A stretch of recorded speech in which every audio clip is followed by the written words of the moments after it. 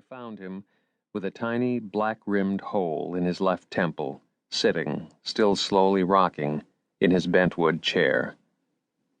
In spite of his fondness for literary gore, and unlike my father, who I gathered had made a mess of things, Albert Vetch went out neatly and with a minimum of blood. I say that Albert Vetch was the first real writer I knew, not because he was, for a while, able to sell his work to magazines, but because he was the first one to have the midnight disease. To have the rocking chair and the faithful bottle of bourbon and the staring eye, lucid with insomnia even in the daytime.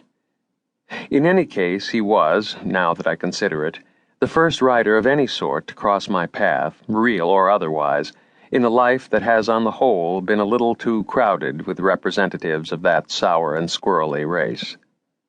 He set a kind of example that, as a writer, I've been living up to ever since. I only hope that I haven't invented him. The story, and the stories, of August Van Zorn were in my thoughts that Friday when I drove out to the airport to meet Crabtree's plane.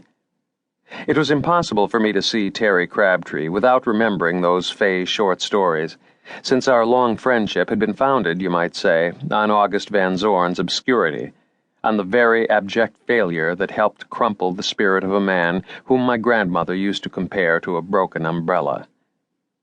Our friendship had itself, after 20 years, come to resemble one of the towns in a Van Zorn story, a structure erected, all unknowingly, on a very thin membrane of reality, beneath which lay an enormous slumbering thing with one yellow eye already half open and peering right up at us. 3 months earlier, Crabtree had been announced as a staff member of this year's annual Word Fest. I had wangled him the invitation, and in all the intervening time, although he left numerous messages for me, I'd spoken to him only once for 5 minutes, one evening in February when I came home, kind of stoned, from a party at the Chancellor's, to put on a necktie and join my wife at another party which her boss was throwing that evening down in Shadyside. I was smoking a joint while I spoke to Crabtree, and holding onto the receiver as though it were a strap, and I stood in the center of a vast, long, whistling tunnel of wind, my hair fluttering around my face, my tie streaming out behind me. Although I had the vague impression that my oldest friend was speaking to me in tones of anger and remonstrance, his words just blew by me, like curling scraps of excelsior and fish wrap, and I waved at them as they passed. That Friday marked one of the few times in the history of our friendship that I wasn't looking forward to seeing him again. I was dreading it.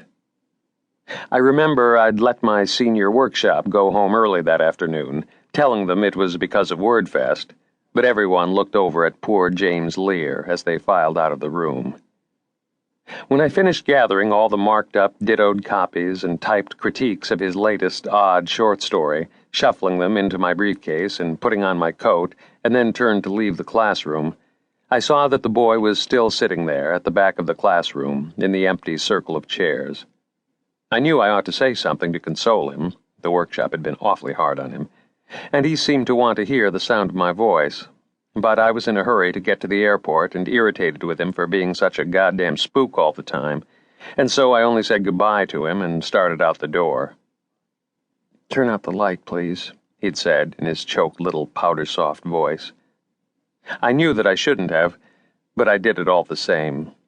And there you have my epitaph, or one of them, because my grave is going to require a monument inscribed on all 4 sides with rueful mottos in small characters set close together.